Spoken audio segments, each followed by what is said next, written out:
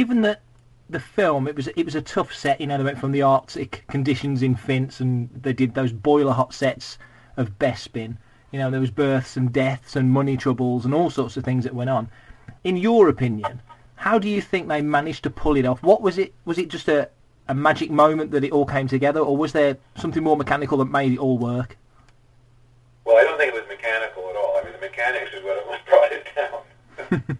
I mean, there's the mechanics. There's the L Street crew, which is phenomenal. You had Robert Watts basically running, and Norman Reynolds doing his first production design film. Those guys ran a very tight ship with Bill Welch, working under Norman, getting a phenomenal number of sets through a limited number of stages.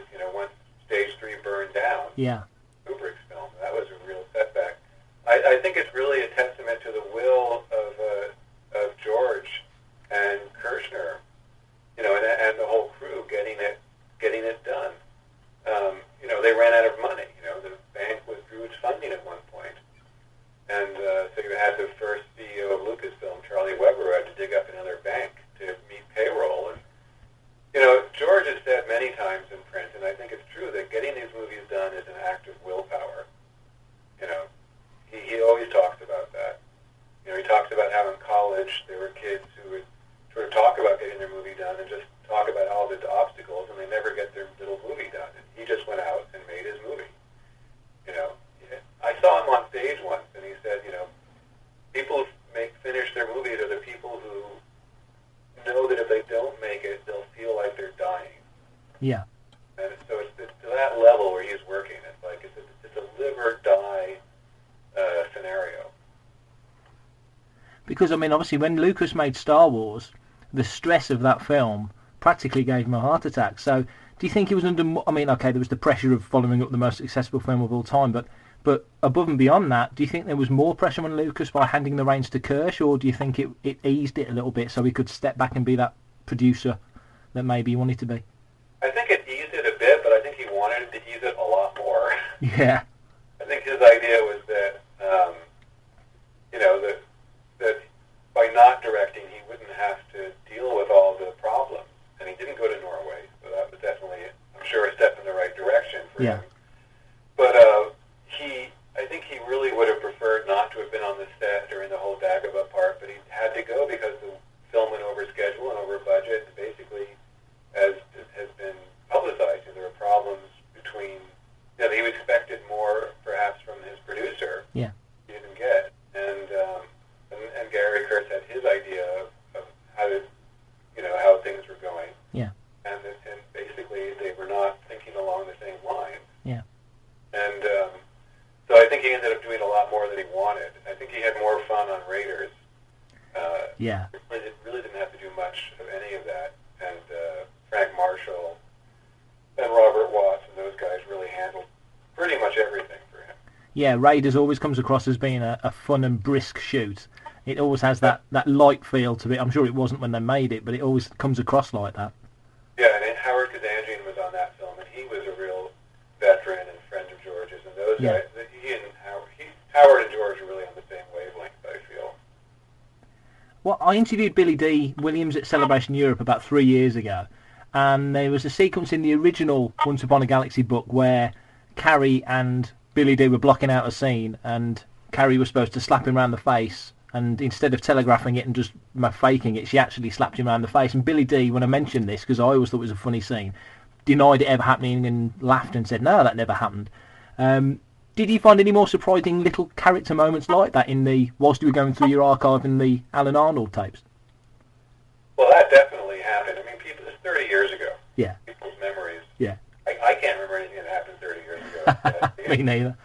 And that part was recorded and is in the new book as well as being in the old book. Oh, good. It really happened.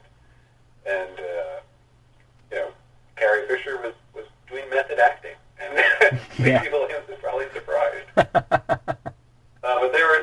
there are lots of little things that came up. Lots of things about. One thing that always sticks in my mind is that when they were in Norway, the celluloid film, had become so sharp when it froze that if you didn't handle it right, you could literally cut off your finger. Wow. That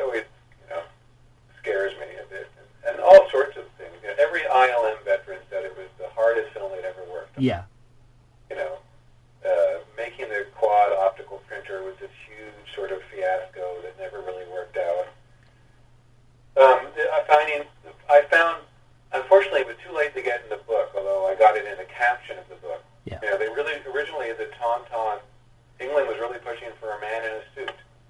And so there was some hilarious footage of a guy jumping around in Norway in the snow in his Tauntaun outfit. Very foolish indeed. Yeah.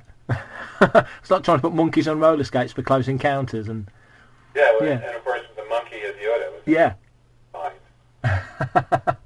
Well, I'll give you one final question because I know we're crunched for time. But you've done the making of books you've done so far, and obviously we're all hoping that you do get to do the making of Jedi. But are there any other making ofs that, looking back through film history, you'd love to have a crack at if you had the opportunity? Oh, there's plenty of them. I would love to do the making of North by Northwest. That would be my first book. I would love to do that one. Yeah. I would love to do making of the Close Encounters of the Third Kind. Yeah. I mean, there's actually a really good diary which I only recently discovered. Bob Balaban did it, didn't he? Yeah, exactly. Yeah, I've read it. It's brilliant. Yeah. You could take that book and expand it, you know, and get, there's hundreds, if not thousands of pictures, you know, that they took.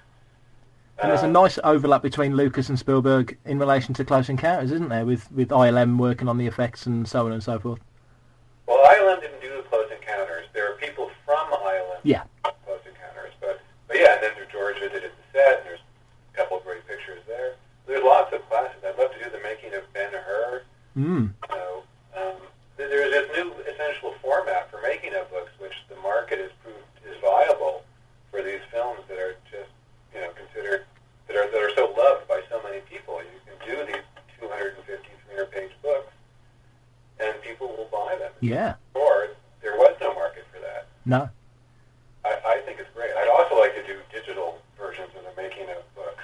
Yeah, I was going to say, because obviously you've got the opportunity now as technology moves forward to present that information in different ways. How do you think that will go as things move forward? One day it'll happen, without a doubt. Yeah. I can't predict exactly how it'll be, but you know, it's a no-brainer. So. And then you won't have to leave anything out. Sorry? You won't have to leave anything out. You'll be unlimited on how much information you can put in there, I guess. Yeah, I mean, you still don't want to bore people, but you can have things. You can have, you know, you can have moving scenes and Yeah. dailies and behind-the-scenes footage and all sorts of stuff. The interest is certainly there. Yeah. Well, thanks so much for your time. I really appreciate it. It's always nice to speak to you.